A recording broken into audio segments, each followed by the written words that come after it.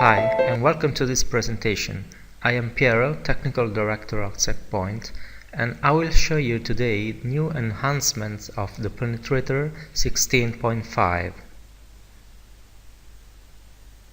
First of all, we made improvements to the Wi-Fi, mainly in the sniffing part, for a better usability and layout. The Wi-Fi sniffing has been reviewed and enriched with a new function. Now, when you start a wireless audit, here, the Penetrator will first display an empty page and a message asking you to wait for a while, and then it will automatically display the list of detected networks, and the list will be refreshed automatically every 5 seconds unless you stop it. The list will be displayed with this new layout, and it is ordered by default by signal strength. In any case, you can change the default display order by clicking on the title of any column. In the table below, you will see the list of users connected to those networks. When you have completed sniffing the Wi-Fi networks in the area around you, you can stop scan to select the network that you want to attack.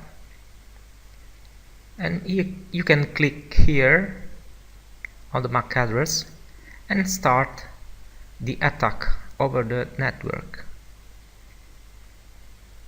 You can choose, of course, here the type of attack that you want to perform.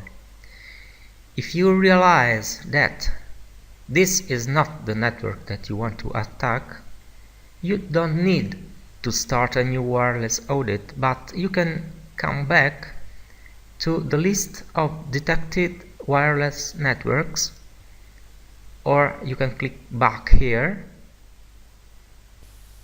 and you come back to the list of available networks where you were before. The result of last sniffing performed is always available through this new menu item. However, you should consider that the displayed list may no longer reflect the real list of Wi-Fi networks around you in the moment that you recall it. So, you can select the network, select the type of attack and click OK.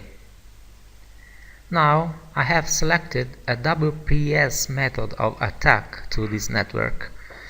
WPS method requires that the target access point is WPS enabled and above all allows to be attacked with this method. In other cases, a WPS attack will fail. It is not always easy to do this check, and this check may require time to only discover that the access point cannot be attacked with this technique. If we click here in the status, we go to the wireless status page. The wireless status page has been enriched. We have added, in fact, more information, as much information as possible, to this stage of the scan to help the user to take the best possible decision about a running scan.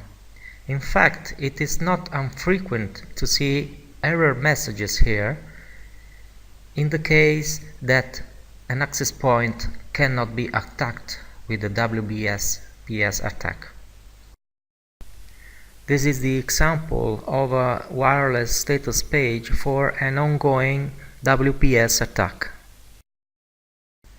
Another useful function we have added is the list of services on an IP. When you perform a penetration scan, it can be useful to have a detailed list separated from the reports and available in the web interface with the list of services that have been found during the scan on an IP. This list is now available in the Penetrator, so if we click on an audit scan, we can see the list of IPs that the scan is composed of, and we can see here a magnifying glass.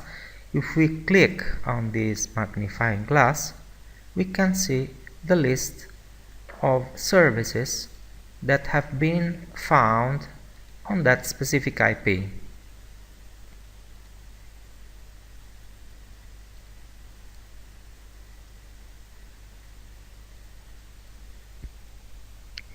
Of course, this list is available only for scans that are performed with release 16.5 of the Penetrator. Many users have asked us to make dates more readable, and we made it. In fact, we have added in the advanced menu, Setup, Date and Time, a long list of available date formats you can choose from. When you choose a new date format, click Save Date and Time, and from that moment on, all dates in the Penetrator will be displayed according to that new format.